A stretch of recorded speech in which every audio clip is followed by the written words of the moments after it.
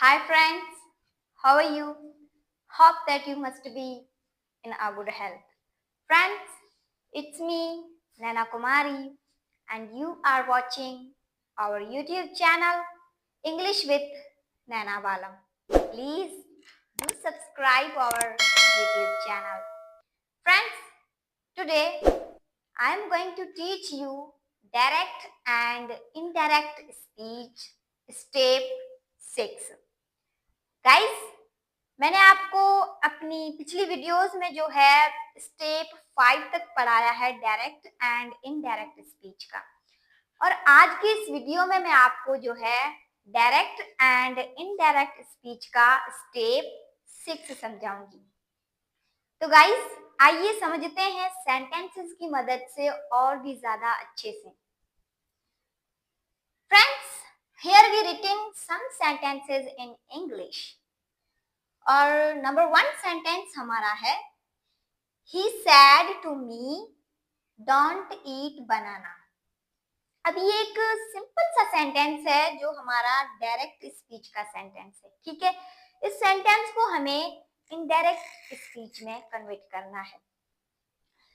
सबसे पहले हमने पिछली वीडियोस में भी जो है सेंटेंस डायरेक्ट सेंटेंस को इनडायरेक्ट किया था, तो जो हमारा सब्जेक्ट ही हो, शी हो, दे हो, कोई सा भी सब्जेक्ट हो, इनडायरेक्ट करते वक्त हम उसको सेम ही रखते हैं, ठीक है। तो यहाँ पे भी जो हमारा हमें डायरेक्ट स्पीच का सेंटेंस मिला हुआ है, उसका जो सब्जेक्ट ही है, इनडायरेक्ट करते वक्त हम उस सब्जेक्ट को ही रखेंगे, ठीक है। उसके बाद यहाँ पे वर्ड सैड टू का इस्तेमाल हुआ है। गाइस, जैसा कि मैंने अपनी पिछली वीडियोस में भी आपको बताया है सैड टू के बारे में, कि कहीं पे सैड टू जो है वो टोल्ड में चेंज हो रहा था, कहीं पे सैड टू जो है वो आस्क्ड में चेंज हो रहा था, लेकिन यहाँ पे सैड टू जो है वो फॉरवर्ड में चेंज होगा। क्योंकि अगर किसी को हम बात बता रहे हो, ठीक है, तो वहां पे जो हमारा वर्ड सैड टू जो हमें मिला हुआ है डायरेक्ट स्पीच के सेंटेंस में, वहां पे सैड टू जो है टोल्ड में इस्तेमाल किया जाएगा।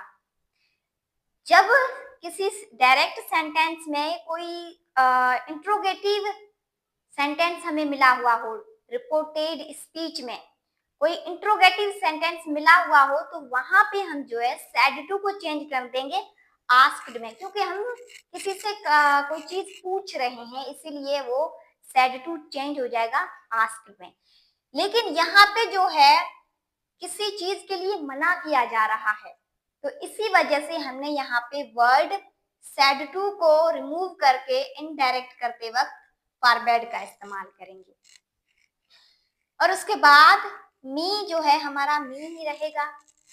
अब यहाँ पे जो है कोमा रिमूव हो जाएगी और इन्वर्टेड कोमास जो है वो भी खत्म हो जाएंगी, लेकिन यहाँ पे पिछली वीडियोस में मैंने आपको समझाया था कि कोमा को हटाकर हमने वर्ड दैट का इस्तेमाल किया था, लेकिन इन सेंटेंसेस में हम जो है वर्ड दैट का इस्तेमाल नहीं करेंगे, क्योंकि यहाँ पे चीजों के बारे में मना किया जा रहा है, तो इसी वजह से यहाँ पे वर्ड दैट का इस्तेमाल नहीं होगा। कोमास हमारी खत्म हो जाएंगी और ये इन्वर्टेड कोमास जो है वो भी खत्म हो जाएंगी। और ये जो हमें सेंटेंस मिला हुआ है डोंट ईट बनाना, यहाँ पे वर्ड डोंट को हटाकर हम इनडायरेक्ट करते वक्त वर्ड नॉट टू का इस्तेमाल करेंगे। डोंट को हटाकर वर्ड नॉट टू का इस्तेमाल करेंगे, और ये जो हमारा वर्ब है ईट वो सेम ही रहेगा, ऑब्जेक्ट हमारा बनाना है वो भी सेम ही रहेगा।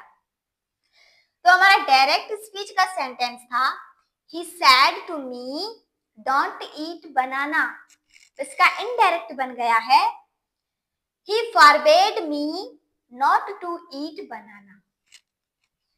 सेंटेंस नंबर 2 हमारा है she said to us don't make snaps। अब ये भी एक सिंपल सा सेंटेंस है डायरेक्ट स्पीच का, इसको भी हमने जो है इनडायरेक्ट में करना है। सबसे पहले तो सब्जेक्ट शी है, उसको शी ही रखेंगे।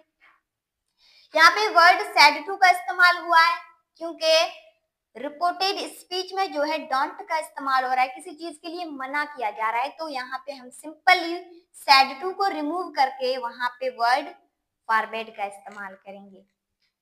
ठीक है, और ये जो हमारा अस है वो अस ही रहेगा। कोमा को और इन्वर्टेड कोमास को हम रिमूव करके वहां पे वर्ड दैट का इस्तेमाल तो नहीं करेंगे। और यहाँ पे जो हमें डोंट मिला हुआ है उसको खत्म करके वहां पे नॉट टू का इस्तेमाल करेंगे। वर्ब जो हमारा हमें डायरेक्ट स्पीच के सेंटेंस में मिला हुआ है, इनडायरेक्ट करते वक्त भी हमारा वर्ब जो है वो सेम रहेगा, ऑब्जेक्ट भी हमारा सेम ही रहेगा। तो हमारा डायरेक्ट स्पीच का सेंटेंस था she said to us don't make snaps.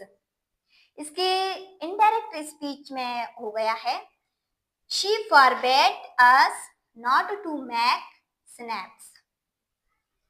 Sentence number 3 हमारा है the teacher said to student don't eat.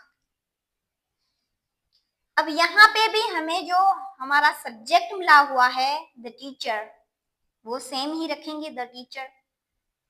अब यहाँ पे हमें रिपोर्टेड स्पीच में देखना है कि रिपोर्टेड स्पीच में हमें साफ नजर आ रहा है कि टीचर जो है वो स्टूडेंट को किसी चीज के लिए मना कर रहा है। ठीक है, तो यहाँ पे हम सिंपली सैड टू को रिमूव करके वर्ड फॉरबेड का इस्तेमाल करेंगे और स्टूडेंट जो हमारा है वो स्टूडेंट ही रहेगा। कोमा को हटाकर इन्वर्टेड कोमास जो है वो भी खत्म हो जाएंगी। डोंट की जगह पे हम जो है नॉट टू का इस्तेमाल करेंगे क्योंकि हमने ऊपर वाले कुछ सेंटेंसेस में भी डोंट को रिमूव करके वहां पे नॉट टू का इस्तेमाल किया है। और ये जो हमारा ऑब्जेक्ट है पीप वो पीप ही रहेगा। ठीक है, तो हमारा डायरेक्ट स्पीच का सेंटेंस था the teacher said to student don't peep. इसका इनडायरेक्ट बन गया है the teacher forbade student not to peep. So guys, ये मेरी छोटी सी वीडियो थी regarding direct and indirect speech step 6, जो मैंने आपको बहुत ही अच्छे से समझाया है, सेंटेंसेस की मदद से समझाया है। और आप भी अपनी तरफ से ऐसे मजीद सेंटेंसेस बनाएं और उनकी ज्यादा से ज्यादा मश्क करें। और जैसा कि मैं अपनी पिछली वीडियोस में भी आपको एक बात बार बार रटते आई हूँ, मैं अपनी हर वीडियो में जो है ये बात आपको बताती आ रही हूँ कि practice makes the man perfect. Practice makes the man perfect. जितनी ज्यादा आप प्रैक्टिस करेंगे उतनी ही ज्यादा आप चीजों को अच्छे से समझ पाएंगे।